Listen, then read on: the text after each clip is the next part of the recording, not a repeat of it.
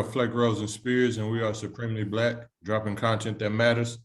Uh, Today is February 23rd, 2022, and I know we're a little behind on this, but it's a little intentional. So we was trying to gather more facts and details on what happened, but we want to speak on it. We want to speak on the King Amir Locke, the 22-year-old Black man who was murdered by a no-knock warrant in Minneapolis, Minnesota. Details, cops say he pointed the gun at them, but when you see the video, I still watched it a couple times. I still ain't been able to see no pistol in hand or whatever. I seen scurrying because you could tell the man was obviously asleep. He was bundled under the cover. He was a little nervous, not knowing, and he was trying to get his whereabouts and figure out what was happening. Regardless if he had a pistol or not, that's his right. That's his Second Amendment right. You know, so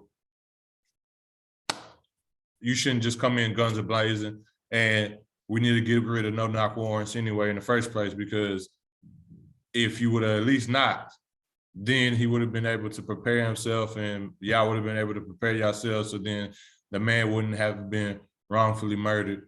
What also is surprising, or that kind of makes me feel like he was a little bit intentional as well, is that wasn't the first apartment that they hit before they hit his. So how come there was no other shootings prior to that? Because at the time that they was doing the no-knock warrant raid, it was late night. So I know there was other people asleep and other people alarmed and confused and discombobulated on what was going on. So we want to say rest in power, King. We also want to say rest in power to Ahmaud Arbery, because again, this is the 23rd. So this is the 3rd year anniversary, right? Or second year anniversary when that king was taken away from us. So we want to salute to you and say rest in power. We're glad that a little piece of justice was served for you, and we hope the same thing happens to everybody else. Breonna Taylor, you know, Philando Castile, you know, Amir Locke, and everybody else prior to you and previous to you. So I just wanted to start off the episode with that. If y'all have anything to add, feel free to add that. But again, rest in power, King. And we need to do more. It's a voting year in local elections, and this is part of the voting aspect. So if you go and hit the polls this election, you could change some of that stuff as far as no-knock warrants. And so November, I want to see y'all just as heavy as y'all was for the presidential election, please, because this is what really impacts our livelihood and us surviving in our communities. And so if y'all got anything to add, co-host, feel free to add. Just that when you do your voting, just make sure you do your research. You voting for the right people. Don't vote off of you seen one little commercial that they did and they go in there and vote off that person. Just make sure you do your research. These no-knock warrants gotta get rid of. This is crazy. You know, I mean, anybody, you busting anybody's house, you don't know who they are, you don't know what's going on. And if you got something, I'm not saying even had a gun, but if you got a gun, it's gonna go to shooting. It's a lot of bullets is gonna fly because you have no clue what's going on. You know somebody trying to harm you, your family, trying to rob you. You ain't got a clue. And you not only, you know, you can get police officers hurt. Of course, you can get the person house you busting in hurt. But you know, if they got kids in their sleep, you don't know what's going on. Kids can get shot. There's a lot of things that can go the wrong way. Just going back to the case of Breonna Taylor, we have bullets going through the wall, going to other apartments, and this, that, and the other. Like, I mean, it's unexcusable, man. It's just unexcusable. You know, it's just my thoughts on it right now. I mean, seems like we just going a roller coaster this cycle and telling these same stories. Yeah, for sure. We share the same sentiments on that. So I won't get too much into it, but it is very important that, you know, if you know for a fact, you know, with the local elections that you are voting for the person that you feel as if they could change something. And if you aren't into voting, make sure that you are supporting either something grassroots that is really intentional and actual effective in your communities to make sure that you can stop things like this from actually happening. So if it's not voting is not your thing, make sure you stand behind somebody that can effectively impact your community, or you start your own organization that will combat some of the things that you feel as if that is flawed within the system. We have a lot, but just find something you're passionate about and make a change. But just don't be one of those people that are just talking about it and not effectively either partnering with people or effectively trying to do the work to get it fixed, by all means with that. But also I do have a question for y'all though, man, just on a different note and a lighter note. We are almost in March, man. I think we slightly missed our 2-year anniversary. I don't even know if we touched bases on that. Was it 3 years? 3 years, 2 years? 2 years. 2 years, yeah. Right, So our 2-year anniversary, but just before we get into the topic, what is your thoughts, man? And just 2 years of actually being creating content, being a voice, sometimes the voiceless. But what's your thoughts, man? Because I realized that we had skipped over not even sharing our sentiments on our 2-year anniversary. I just got one main thought. If you do your research, there's 1 million something podcasts out there, and there's only about 20,000 that's active. So for us to keep doing and keep going and keep grinding, like we ain't jumping this with no celebrity, no backing, no none of that. Just straight grassroots grinding, sharing, asking people to listen, asking people to subscribe, asking people to share, responding back to people. We started our Instagram. We ain't about no followers. We ain't do none of that. Straight from the ground up, just like that. So I ain't gonna lie, them first 6 months was real rough. I know a lot of people would have put the sticks down. I guess that's why it's only, out of the millions of podcasts out there, there's only 20,000 still going. Because after the first 6 months, man, it was looking real rough. But we kept pushing and kept going. So it's all gonna pay off, man. We just gotta keep working. All we need is that one to shoot us to the like like Dogecoin, that one to shoot us to the moon. But we gonna stay there. We ain't coming down. As for me, I can echo what Flex said, but then I can also add that it's been a blessing, and I never could have imagined when I first presented this to you, Rose, and said, I'm trying to do a podcast, this is what I'm trying to talk about, that one, as intentional as we were trying to talk about these specific topics and be deliberate and not, just keeping it about sports, not talking about sex, money, and drugs all the time, and, the taboo conversations, I would have never knew that we would have dove into 1619, that we would have dove into the Harlem Hellfighters, just topics like that. I would have never thought that we would be creating the deliberate and intentional content that we have created, but also immersing ourselves in our culture even more by learning that stuff when we do our due diligence and research, find this stuff. Because to be honest, a lot of the stuff that we have talked about was new to me. Not everything that we talked about, but a lot of the stuff we talked about was new to me. And so to learn that, but then also to be able to articulate it from my perspective, and then, from your perspective, Rose, and your perspective, Flake, and to have real conversations about things that either are impactful that people done from our culture, our lineage and our heritage have presented to the world and to America, but then also to talk about the shits that's ailing us and plaguing us in our country, and not to be shy or abashed or bite our tongue about any of it. It's just a beautiful thing, and I'm ready to keep moving forward. And I honestly think, Flake, we done had a couple of episodes that could shoot us there. It's just getting listened by the right person. Because once that one person here who's the right person or the right sound on the stuff that we talking about, I think we'll be at the moon. And like you said, we ain't coming down. We'll be able to do tours. We'll be able to do speaking engagements. We'll be able to, do live podcast shows and stuff like that. We might be on iHeartRadio. No, I'm not going to say might be, because I'm manifesting it. We'll be on iHeart Radio. We'll be on, well, we already on Spotify, but we're gonna be on Spotify as in getting paid or whatever the case may be, or any resource or avenue that we choose. Because again, as we talked about Spotify last time, we might not want to be on there. We don't know yet. But, you know, just that is just a beautiful thing. And the last thing, and I'll leave it with, I didn't realize how hard it is sometimes to come up with content, especially when you're not talking about sports, sex, and drugs all the time. And you have to figure out, like, what is it that we could talk about that we ain't already talked about for 2 years strong? Because in them 2 years, before, or the first year, we only took 2 weeks off.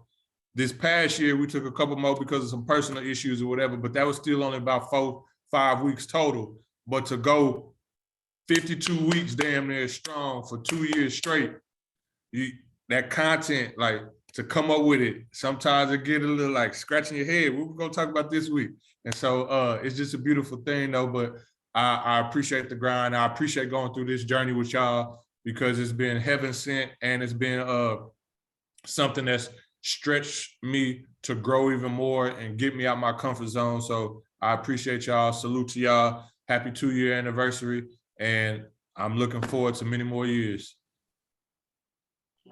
That's what I would start off with, man. Major salute to both of y'all. Y'all, you know, helped me grow a lot. Like Spears was saying when he even originally stated, I was like, bro, a lot of people have always said, bro, you got a voice, you need to use it for X, Y, and Z. I never thought it'd be a podcast, never thought that I'd be meeting him, even talking about it. But just for us to be here 2 years later, I mean, it's a lot, because it made us really check ourselves before we even come on the camera to make sure that we were walking in the path that we were speaking about. We didn't want to be one of those groups that hypothetically, okay, if we did this or we should be doing this, if we weren't actively doing it, there's no point of us speaking on it, because then we just judge it.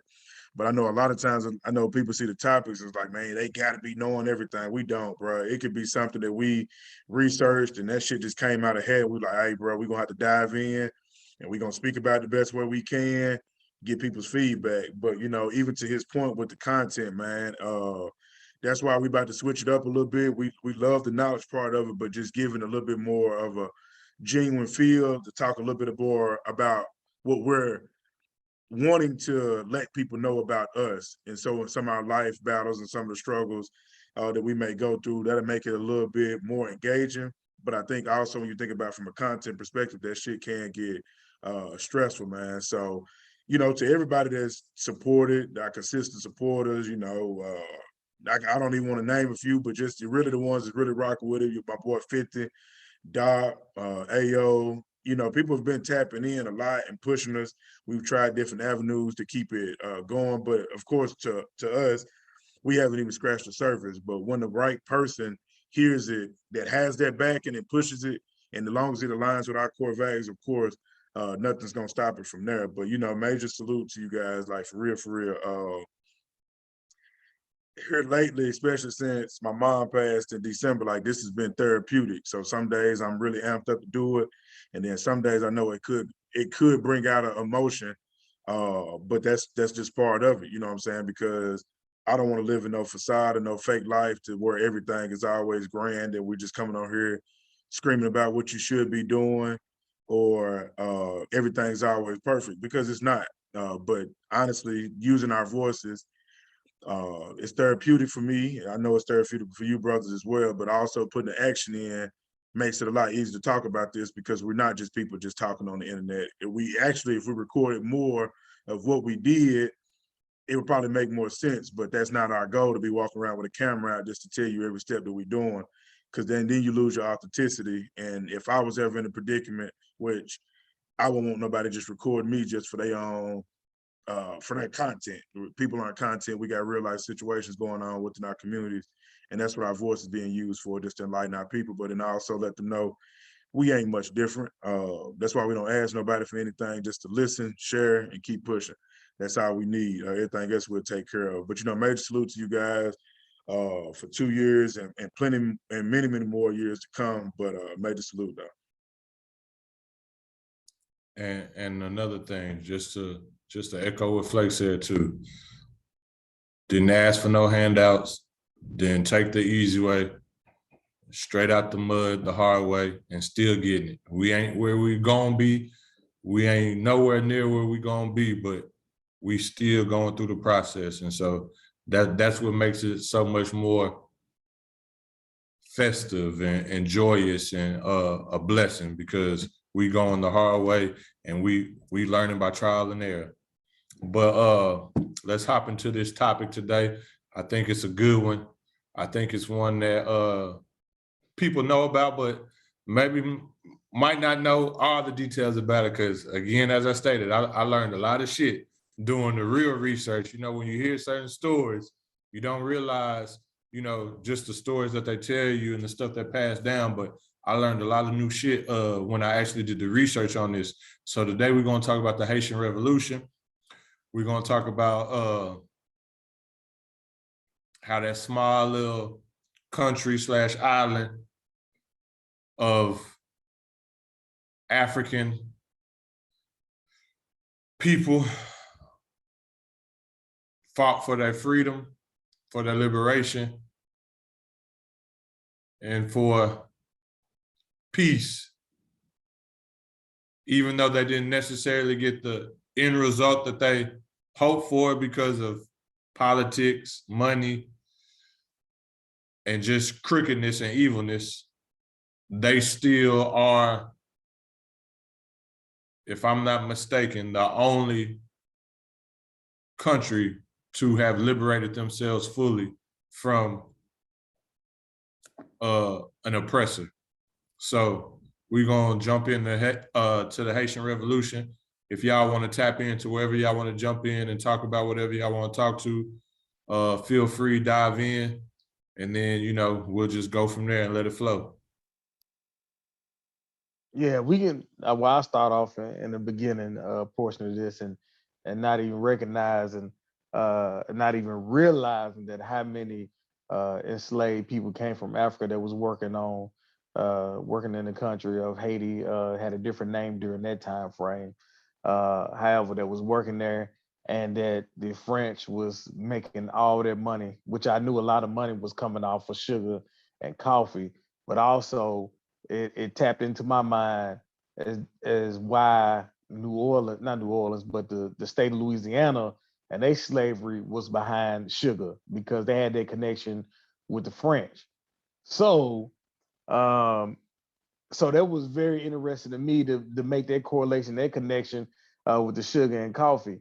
A lot of people don't think about sugar and coffee being part of slavery. You know, when we speak about it, most time everybody just think about cotton and things of that nature. But sugar and coffee played a big part, especially sugar. And it was crazy to me how the French had it, that they knew that working in those plantation fields doing sugar cane, that they had it broken down to where a slave would only last. If they worked them so hard, they knew by year 4 their slave was done. And that is crazy to me. Like, they had it down to a science. Like, if we work them this hard, by year 4, this slave is done. We're gonna have to get rid of him. So we're gonna have to cut it back some, just a little bit. Still was brutal. It still was one of the most brutal slave places to be. You know, just think about that. When slaves was in America, not saying it was easy either, but in the United States, picking cotton, you can pick cotton for years and years and years and years. But pretty much, to break it down to this type of form, if you was a running back in the NFL and you played running back all the way from junior peewee, all the way through high school, all the way through college, and you made it to the pros, if you got more than 4 or 5 years out of you as a star running back, it's a blessing. You know, you made your big money and you up out of there. So, and I'm not comparing the NFL to slavery. I'm just saying in general, for those who understand, you can put it in that type of form that 4 or 5 years of doing sugarcane in the sun, day in, day out, you was done. You was done. And back in that day, sugar was a hot commodity. And if you go back to the days of sugar, it ain't the sugar we got now. It's brown sugar, baby. That brown sugar keep you healthy. This bleach sugar that we got going on, that'll take your insides up, man. That's I always talking about that whole crack episode. When the crack came in, it diminished our area, and we had the white bleach sugar, which we had hypertension and all that going on. You know what I mean? But going back to, but to go back to this, but yeah, there was my initial thought and connection between the French and Louisiana and the sugar cane and working on the plantation for sugar cane. And the simple fact that it was about 90% black, and then it was about 10% white people that was in control. But it's even broken down further than that. We'll talk about that later on. Yeah, that's crazy that you used that, man. Because I was talking to old man Leo, and that's exactly how he looked at it, man. He was like, he said, they took the brown away from us and put the white. Just like y'all talked about the crack episode, it's always been about the white for them. They gonna know how to get that into your communities to tear it up and your bodies. So that was funny that you said that. And he was like, I also look at them NFL contracts, and he left it at that. But no, man, it was a lot. And what was really shocking for me was when I was looking into it, I had did a little research on Haiti and what was the real issue and what they were fighting for. I did not know that pretty much like Haiti and, Africa and some of those other countries in the Middle East, how nutrient rich they were. So that just lets you know that the murderers, the rapists that always come to colonize always knew exactly of where to go to find the best minerals or best resources, and in hopes to take over and then use it for their own, to say that this is something that they created or they found, just like, the connection with Christopher Columbus. And, they're greeting him with open arms and gold and resources.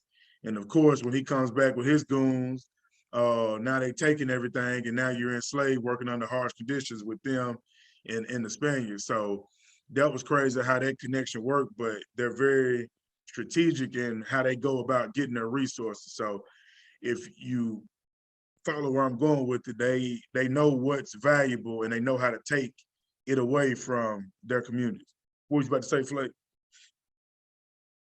I was just gonna say, when it come down to like Africa, Africa is a continent where Africa don't need nobody.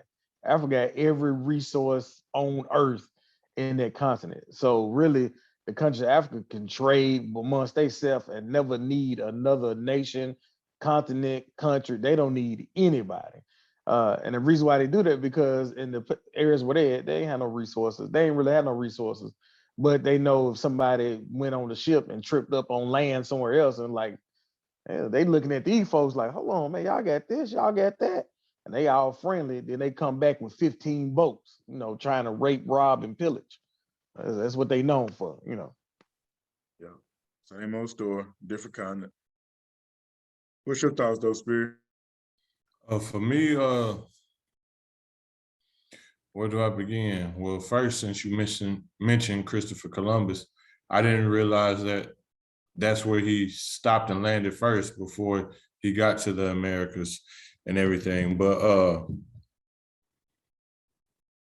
what was crazy to me is that the whole time before the revolution happened, when they was trying to politic with I forgot the term that they named them, but the big whites, that's what they named them on the stuff that I watched and everything, the big whites. When they was trying to politic with the big whites and the small whites or whatever, they was never trying to truly get rid of slavery. They was willing to work and still be enslaved or whatever. They just wanted better treatment and conditions. And so that let me know the psychological turmoil and the brainwashing and the stigma that we had, that we had as slaves, even though I'm not Haitian per se, but those are my ancestors. I'm pretty sure I had some family members who was there and all of that stuff from my ancestry and everything. So to realize that they wasn't even trying to be free before the revolution was something that was just mind-boggling to me.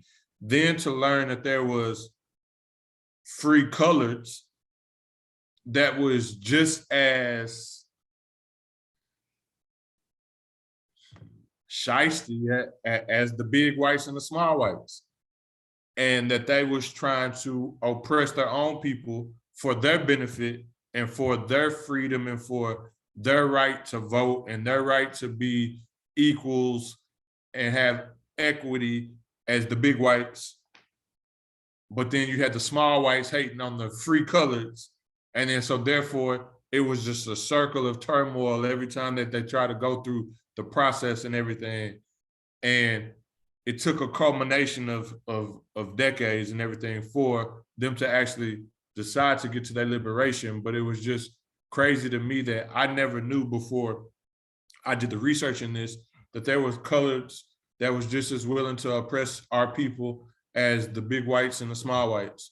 And then therefore that the enslaved wasn't even really, every time they had a piece of the pie to go to the negotiation table with, they wasn't even really truly looking for freedom.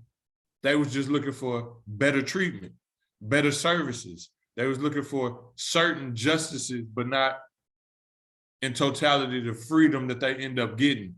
And so that was something that just blew my mind, that, you know, the whole time before the revolution actually occurred and before the wars actually started happening, when they did have times to, you know, to state what they wanted and to present it, that they never talked about freedom. Like freedom wasn't something that they ever put as a argumentative thing for them. They just wanted, you know, better conditions, like Flake said, not to be worked so hard, not to do so many hours, to be able to, you know, share the same houses as their family and all of this stuff. And that was the things that they was looking for, but they was never looking for freedom or to not be owned by their oppressor and their master.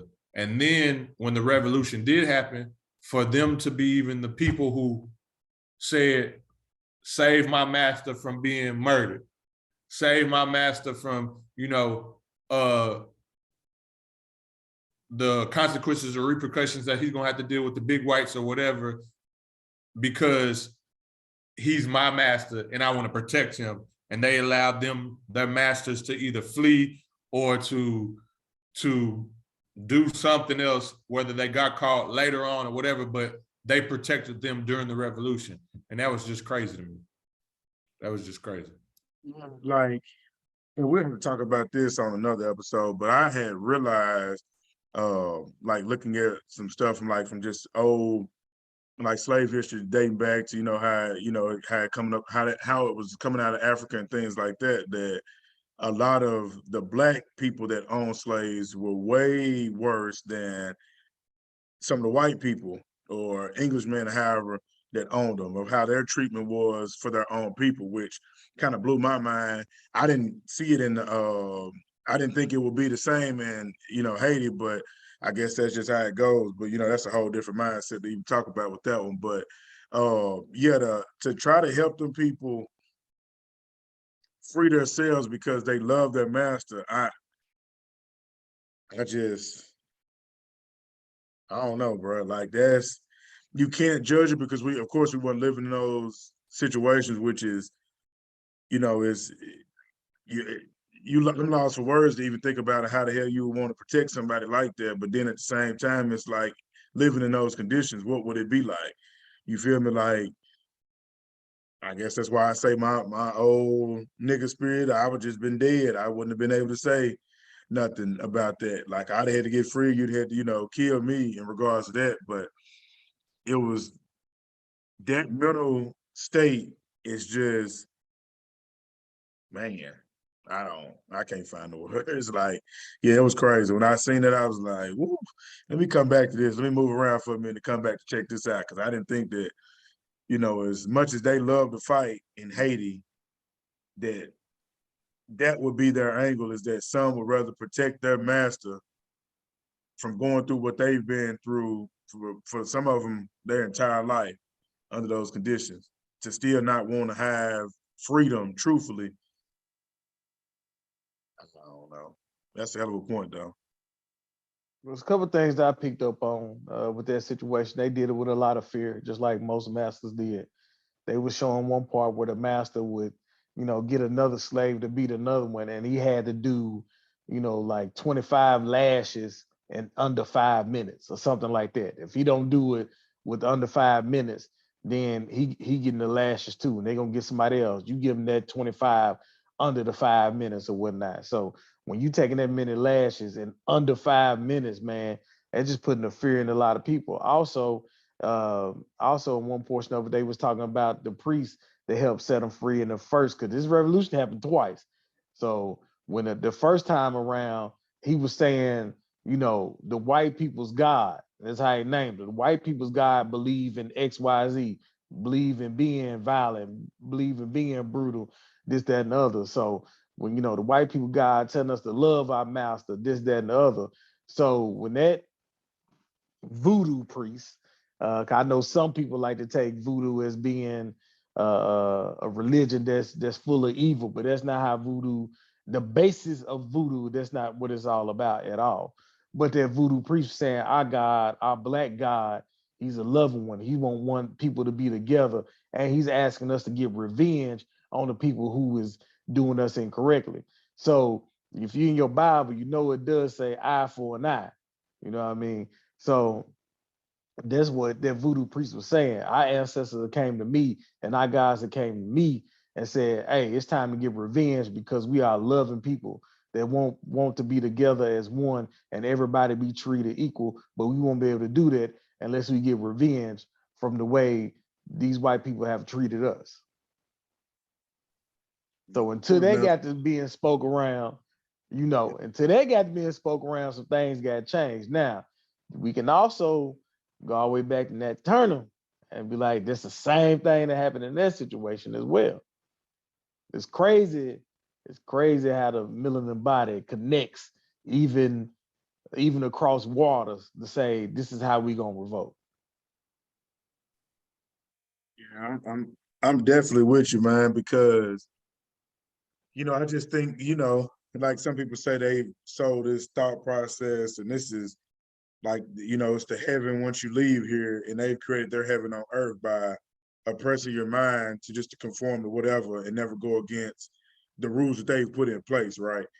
And it's like you were saying, like, and I would be butchering the names even trying to think of, but it was one that I have like Dati Mukban, and you know, it was like 3 of them, but it was a part that I had seen. There was a lady that said that of the 3 individuals, there was one that was, if you had to connect them to modern day, you know, civil rights movement or movement for our people, one was like Martin Luther King, another one was like Malcolm X, and I think, I don't remember the exact name, so I'm not even gonna try to butcher it, but one of them was, the only reason why they were killed is because, to Spears' point, is that the people wanted to defend their master more than the people that was trying to free them. So he was pretty much how we would consider nowadays backdoor to set up by his homie, which was what actually had him killed or sacrificed to the people to kill him because he was leading this movement that they didn't want to happen. And it was crazy that, you know, and this was a Haitian girl that was actually speaking about it, that like you were saying, like that some people just have that it spirit that transfers over from generation to generation because they all never got to meet a Malcolm or Martin, but just to know that it's always one approach that's gonna, you know, bring people together. But when you work in unison, the sad part about it is that it's never the 2 or 3 people that are working in unison is looking to backdoor each other, not necessarily, but it's the people that are following them that may not agree, that partner up to get that person took out, because every leader understands of how they have to lead the people that understand where they're coming from. But it's sad to see that, like, even they were fighting on this, you know, 1791, and of course in 1804 they end up freeing, but even then they were still fighting the same battle we're fighting now, is that somebody gonna be backdooring somebody to get you out that spot if they don't agree, instead of it just saying we can all go these different ways as long as we keep forward movement. And so, yeah, y'all make some great points, but that's exactly what I was thinking about. It's like, we've been fighting this whole uphill battle the entire time, but up until like now, where they got agents that they put in, even before the agents, there was agents. You feel me? There was our own people doing the same stuff. For what reason though? It's like, how could one's mind be so trained? But it's back to what you're saying, is that fear, is that wanting to be accepted by doing something good for master. It's like, man, that's crazy. What was you about to say, Spirit? I was just gonna say another thing that caught my mind was, and it goes back to what Flake said about how brutal the sugarcane slave trade business was, is because a third of everybody that traveled through the Middle Passage made it to Haiti. So if you think of the millions of people that came through, a third of them went to Haiti. And if you know how big Haiti is, it ain't that big at all. A third uh of our people ended up in Haiti. That lets you know how many bodies was dying and going through the system, because a third of over millions of black bodies went to Haiti. Uh, as far as that, what do y'all think about the actual revolution, the beginning of it, how it transitioned, how it became, and what they ultimately achieved? Just go back to what you said real quick before I go there. Just think about it. It was so brutal that they wasn't even reproducing. Slaves weren't even reproducing. They were only way they was able to get more slaves is to go through the Middle Passage again and drop some more off. So that's how brutal it was. And a lot of them was women that was out here working in these fields as well. Um, but in the first time it was set up, basically like you spoke about before, when you had the big whites, they basically went like this: you had big whites, you had the free blacks, you had the poor whites, and then it was the slaves. The free blacks that was there was basically where these slave masters would mess with the slaves, get them pregnant, have a baby, and they would free the babies that they had with the slaves, they would free them and let them go about their way. But the person they had the baby with would still continue to be a slave. Now, a lot of these free blacks or free colors would have a lot of money. So they had their plantations also. However, they wouldn't, like Spirit spoke about, however, they wouldn't equal. So the bottom whites or the poor whites was mad because they was getting treated better than the other ones. So you had that whole thing brewing up, cycling up, this, that, and the other, just going back and forth until the slaves like, hold on, y'all doing all that. We the ones down here suffering. Nah, dog, we getting out of this whole mentality, like I just spoke about, out of this whole mentality of loving my master, this, that, and the other. Y'all treating us wrong. It's 80,000 of us to only, a few of y'all. Man, let's get this going. Let's take them out. So basically, for the initial one, it was just basically to get free. And that was it. We kicking ass and taking names just to get free. We want to be on our own. We want to produce our own product. We don't want to import and export. And that's how they start off. We don't want to import and export. After we whoop your ass and get free, we want to grow our own food. We want to make our own product and sell within the community and just be this one big black happy community. Matter of fact, they still was even willing to work with surviving whites that was still there. They was even willing to do that. Like, long as we free and y'all don't cross that line, we cool to do whatever it is, we want to do to make this thing work. But as we can continue to talk about it, we see white folks didn't take too kind to that. Sometimes you gotta whoop somebody's ass twice. They get the message. You would think once we got on your ass once. I mean, you know the outcome. Like, now we got you outnumbered. But what was your question again, though, Spirit, so I can make sure I answer? My question was, what do you think about the initial revolution and how it began? And then also, how do you feel about what they ultimately achieved in getting their freedom and liberation? I'll speak on the liberation part. I think that was a huge accomplishment.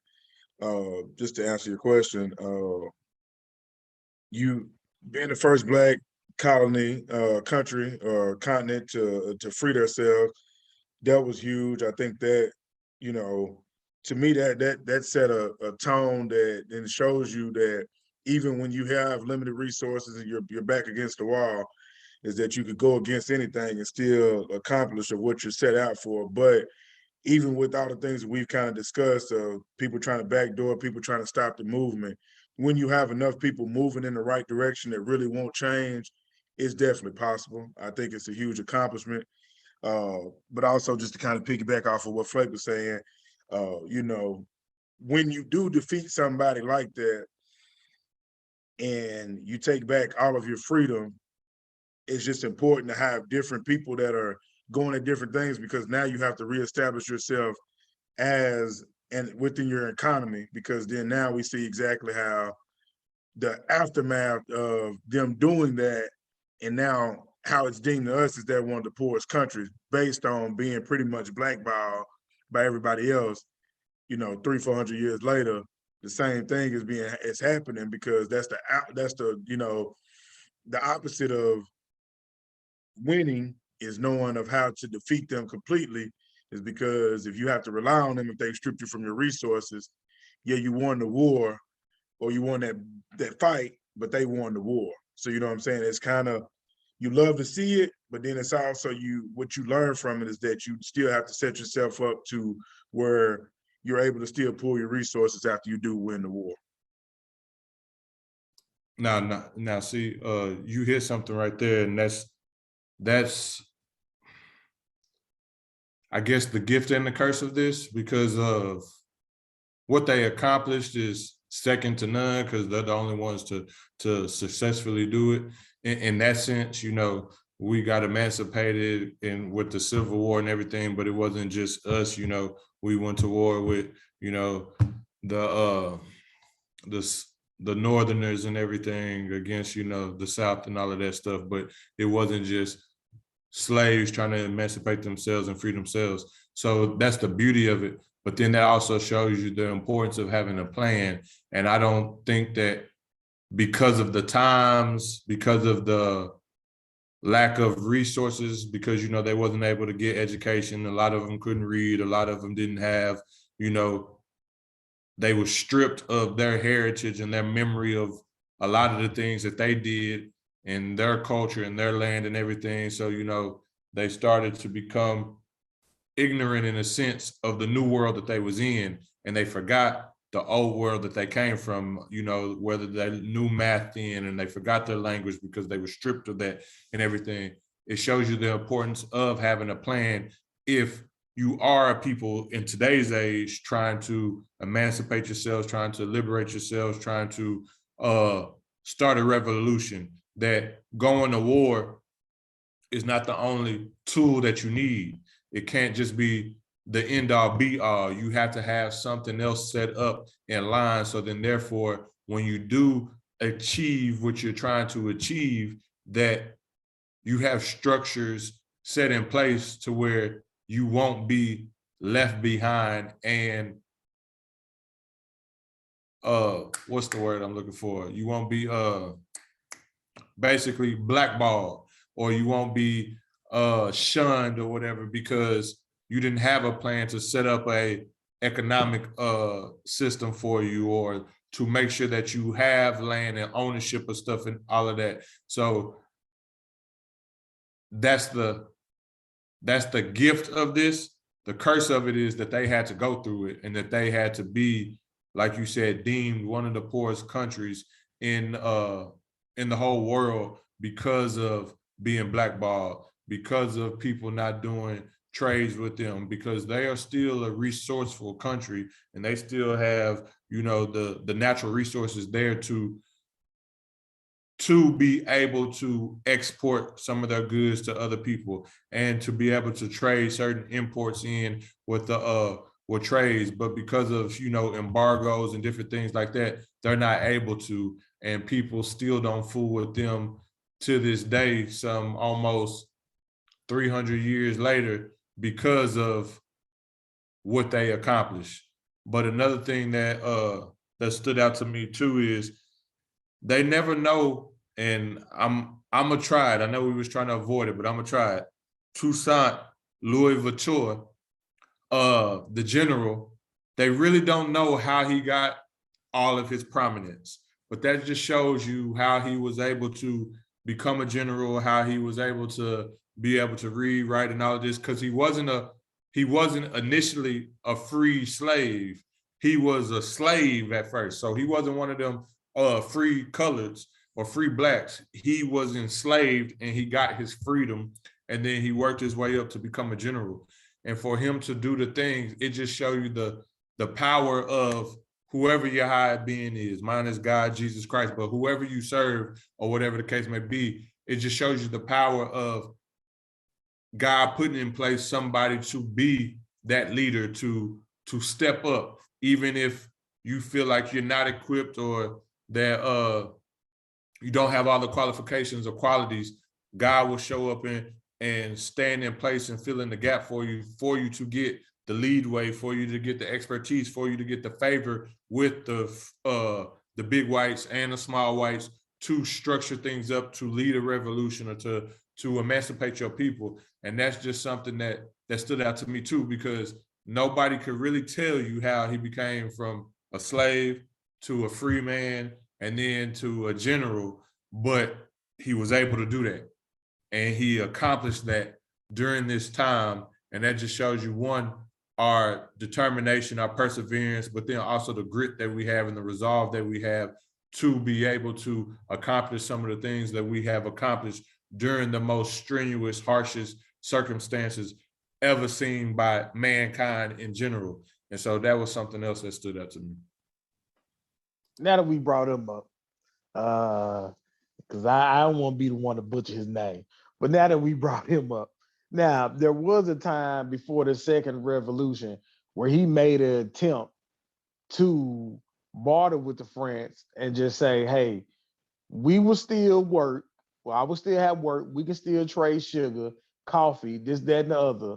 We can still do that. And he tried to set them up to be able to trade and barter with everybody so we can keep that money coming in to Haiti. However, they felt like they was the victims. And they said, nah, we ain't working with y'all. We ain't doing none of that. Because they felt like what they did was wrong and felt like, oh, woe is me. Now we the victims. Y'all done beat our ass and sent us home. So they didn't really want to trade with him and work with him during that particular time when he tried to initially set it up with them. Now, in his prominence, everybody wasn't on his side either. Now they worked with him, but he had to prove some things because he owned 2 plantations his damn self in this process. So whatever happened, something kicked him in the ass to say, hey, bro, regardless of the money you making and what the power you got and control you got going on, hey, this ain't right. This ain't right. We got to come together. You got to free your brothers and sisters used to be enslaved your own self. So he gave up his land and plantations to, I ain't gonna say he gave it up. I don't know for sure. They never said what happened with him. But we can just, I guess we can assume he gave up his plantation for the battle of freedom to try to get everybody free and then turn around and work with them to be able to, you know, instead of the white people getting the money, we can get the money. The people, some of the black people didn't like that because they like, what you talking about is what we just got done doing and sound like slavery. And he like, no, man, look, we living, but we ain't making the money we could be making. Let's work with them. Y'all work on the plantation. Everybody gonna get paid. Everybody free. We just trying to make it work so we can set up a system for it to, you know, to work in our favor. And the French was like, nah, we ain't doing none of that. We ain't fooling with y'all. Yeah, and I had one of the videos I looked at, it spoke a little bit about how he was trying to renegotiate, but it was crazy to me of how fast they try to how fast they try to play victim just because they took an L. So it's like, what? Crazy. Like what? Like, It's but you just know, like it's just like when you in school and a bully pick on you and you turn around that one day and punch him in his eye and he go tell the teacher. That's basically he what hit happened. me. Yeah, like You're yeah, right. that's basically what it is. Like he hit me like, man, come on, bro. I done seen you hit people ass every day in here. But yeah, that was that is funny though. Like, but yeah. For me though, for my closing words on this, unless y'all bring something else up that we haven't already addressed, is that learn from their mistakes, but keep applying that pressure. Because in 2022, we still got some of the same shit going on for oppressed people. And we know that most oppressed people are Black people or Black indigenous people of color, but most importantly, Black people. But it's not just in this country; it's still in a lot of countries, and even against, like Rose said, and even if you go back to Africa and the homeland, it's, you know, our people are doing it to our people, and so I would just say research, learn, and then apply pressure, because at the end of the day, everybody was born to be equals as far as a man to man. Now, I'm not saying everybody deserves equal monies, cars, whatever the case may be, but as far as respect and liberties and justice, everybody deserves the same equality and equity to be able to achieve certain standards in life. And so I would say apply the pressure, learn from them, use the Haitian Revolution as a base, and just keep trying, fight the good fight for any of my oppressed people out there, my oppressed brothers and sisters of all cultures, races. Apply the pressure. And that's my closing arguments on this conversation, unless y'all have something else, like I said. Now, for anybody that is listening, if you know any more information outside of what you can actually read in either the books or you can find on internet research, I know I put a post on IG. If we have any Haitians that would love to tap in, definitely do that. We would love to hear an organic story from somebody that's from those roots. I know I definitely would. I've been able to meet a few, but I really want to know y'all story, and, you know, especially why y'all celebrate your Independence Day on January 1st, of like, what does that truthfully mean for you all? And what are some of the stories that you've heard from like your grandparents or great grandparents, if you had the luxury of meeting them? That would be dope if you do happen to listen to this. You know, provide us with some information if you feel like we missed out on something. And you know, that's it. I got one more thing to say. Salute to the Maroons too, because the Maroons was out there in them forests and in the mountains and everything, always applying that pressure and, you know, keeping their freedom, but then also going back and helping the enslaved people, and didn't have a problem, even though they was free, you know, in them mountains and stuff on their own, going back and joining the fight to, you know, support the enslaved, to support and fight with the enslaved people. And so salute to the Maroons, who for most of their time in Haiti were free. I'm gonna put a bow tie on it because I feel like I missed a couple of things. One, that first revolution being started due to word was moving real fast from France to Haiti, that they had freed. It was a rumor that they had freed the slaves, and we start off that first revolution and sparking that, and them to burning everything down. And then the second revolution, when Napoleon got to talking about bringing slavery back again after he took over a certain part of France, and coming back with that. And they was like, oh hell no, we stopping you at the coast. Soon as they pulled up at the coast, we cool. Hey, they was like, let me get them guns. Nah, you can get these, player. We're gonna go ahead and knock all y'all down. Send Napoleon back home, crying to his mama, whooping y'all ass. Y'all ain't getting fired. And they said the fires, they burn so much stuff down that you could be 10 miles away and read a letter in the dark as how many fires and stuff they was burning down and killing people. It said it was so many bodies that you just walk through. You couldn't even bury nobody. You just walk through. And man, they said it was so violent by the way they was treated during slavery. And they felt like they had to come with that same violence and ridicule to kill, you know, men, women, and children. So it'd be no comeback with that. And let's not forget that after this was all done, the French then had tried to well, they ain't no tried, they put a tax on Haiti that they had to pay them back all the lost wages. So let's not talk about the reason why. That's one of the reasons why Haiti was so poor, because they set them ships at the border and saying we will attack again if you late on these payments. And let's not forget about the United States just acting like Haiti is not there and talking about we won't work with them and doing any import or exports, which leaving them poor as well. On top of that, let's not forget that if they had worked with Dominican Republic and the Spanish regime, that they also probably wouldn't be in this situation as well. However, they spend a lot of time, as we talk about the French, but they spend a lot of time fighting off the Spanish as well, trying to invade their areas and whooping their ass over and over again. So basically, because we keeping motherfuckers from coming over here and messing with us, y'all don't want to mess with y'all. They don't want to mess with Haiti at the end of the day. At the end of the day, they dealing with some fighters who gonna have the people gonna have a battle on their hands. And they like, well, dang, since y'all whooped our ass and y'all ain't letting us come in and do what we want to do, we just ain't gonna fool with y'all, period, point blank. They still got some of the best coffee, but you rather go down to Colombia and do that. They still got some of the best sugar, but you rather get that processed bleach mess that's killing everybody instead of dealing with Haiti and getting the best brown sugar period that you can get, and the best coffee that you can get over there. But they gave this whole establishment that it's in Colombia. Well, you know why they do that? Because it was enslaved people in Colombia as well. So if you want to know, for all our Afro Latinas out there, yeah, Dominican Republic, Colombia, Brazil, all that. All y'all got African blood going through y'all.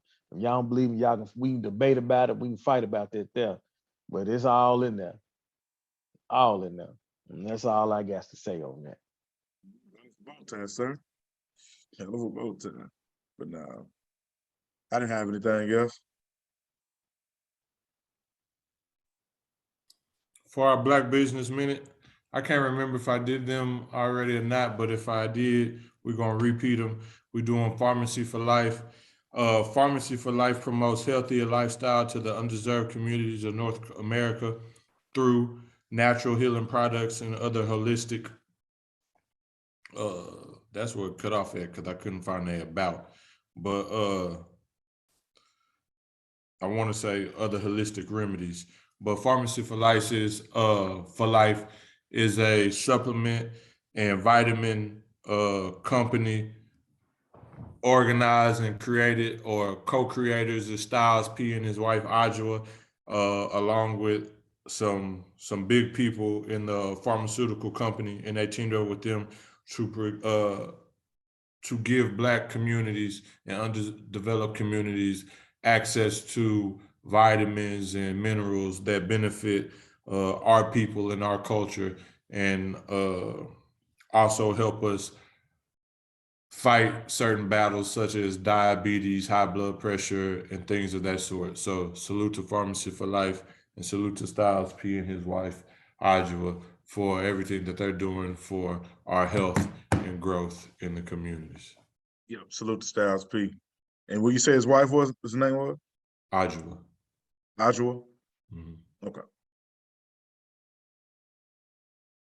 You're on mute. For our Supreme Black Person of the Week is someone I didn't know about to here recently.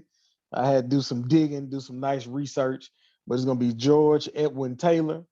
George Edwin Taylor was born in 1857 in Little Rock, Arkansas. He was born free because his mom was free.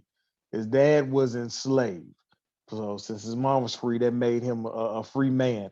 However, he had to leave Little Rock, Arkansas within a year up to Illinois, up north, because back in those days, if you was born free, you had about a year to get the hell out of town, or else they was gonna pretty much enslave you during that time and get you up out the South.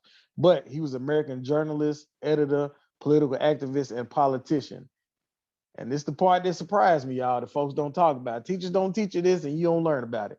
In 1984, he was a candidate of the National Negro Liberty Party and ran for president of the United States of America. He was the first Black man to run for president back in 1904. Of course, he did not win.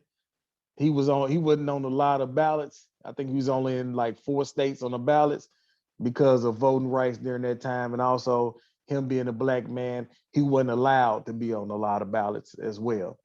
They think he got about 60,000 votes, but somehow they condensed that down to about 4,000 votes.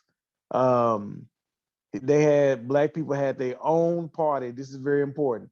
Black people had their own party. I'm gonna say it again: the National Negro Liberty Party. So we don't have to be Democratic or Republican. We can also run our own party as well. He also had a newspaper called the Negro Solicitor when he moved over to Iowa. Taylor shifted from being an independent Republican to the Democratic Party. Back in those days, Republican and Democrats was totally different from what we think about as of today. In 1892, he was a founder and president of the National Colored Men's Protection League. In 1900, he was the president of the National Negro Democratic League, and also the Negro Bureau within the National Democratic Party in 1904.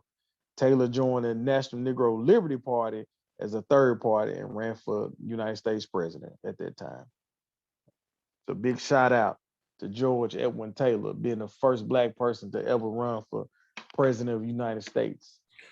I just want to say something real quick because, and this might be something we might need to talk about on one of the episodes though.